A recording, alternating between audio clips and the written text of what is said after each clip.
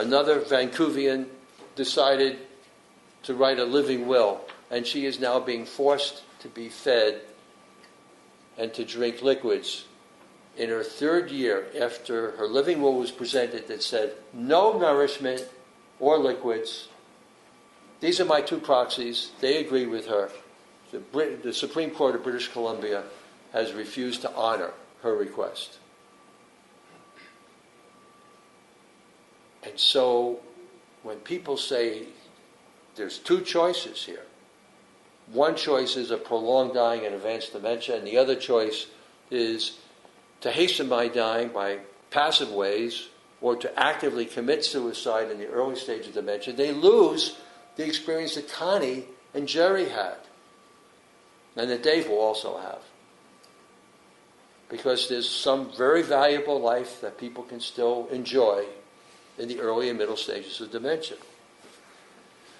Which is why they have what I call the dementia fear, for which a solution is what Caring Advocates is dedicated to, the nonprofit organization. The dementia fear is the realistic fear of losing control in the advanced stage of dementia when others who likely mean well will force them to endure an unwanted, prolonged dying with its associated suffering and burdens.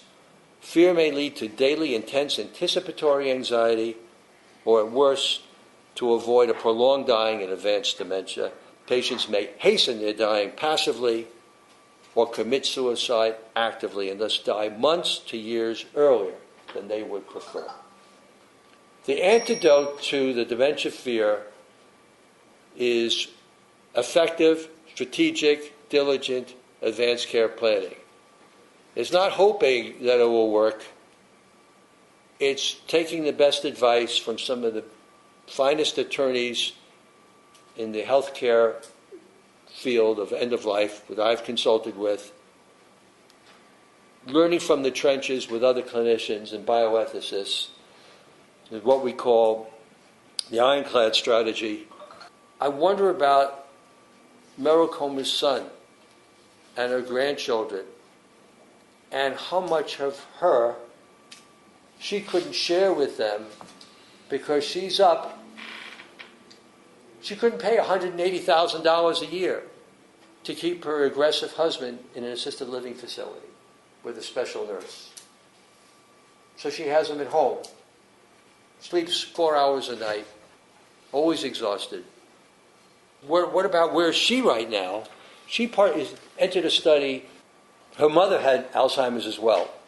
Volunteered for this study, and they said, who is your informant?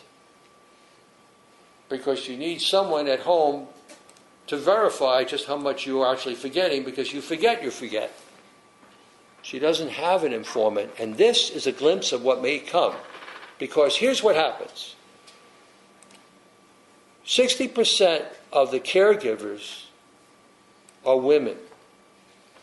And when they finish taking care of their husband, they've drained all their emotional, physical, and financial resources, and what's left for them? So she started a group called Women Against Alzheimer's, which is a spin-off of Us Against Alzheimer's. And she is using her advocacy to find meaning in all this suffering.